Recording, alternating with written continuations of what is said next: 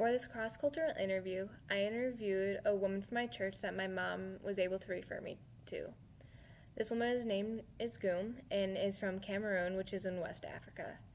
Goom grew up going to the different schools in Cameroon, but later came to the States to further her education and become a nurse here in the States. Goom grew up with the British educational system, which has some of the differences than the public schools that I attended. One of those key differences was having to take a board exam, which Goom referred to as the GCE.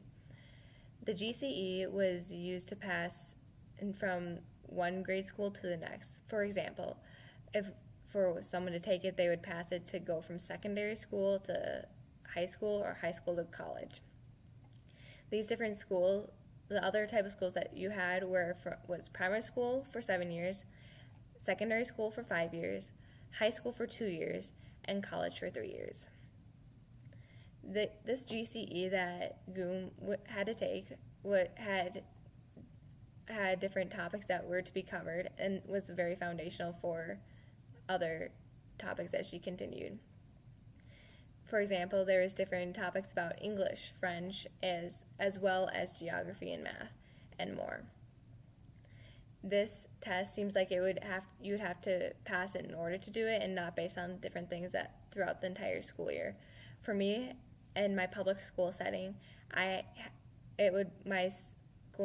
schooling was based on things that happened throughout the entire school year for me to go into the next grade, whereas Goom's was more based on that test. Yes, we have tests here like the ACT and SAT, but those are important, but they're not as important to pass into the next grade level. Another key difference between our educational systems was Goom said her teachers in Cameroon seemed to present a theory and more of that head knowledge, whereas teachers here seem to have, here's this theory and here's this head knowledge, but here's also how we can apply it, which I thought was very interesting, and of how just that difference between theory and then theory and application. One thing I would love to implicate into my teaching, as I would teach specifically in cross-culturally, would continue to be doing that theory and application, not just that theory, because I want to be able to help people understand of how they can be able to do it instead of something seeming pointless.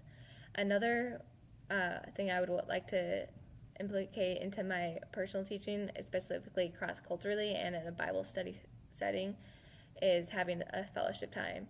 This is what Goom had suggested if I were to come in to teach people who are for a cross-cultural teaching.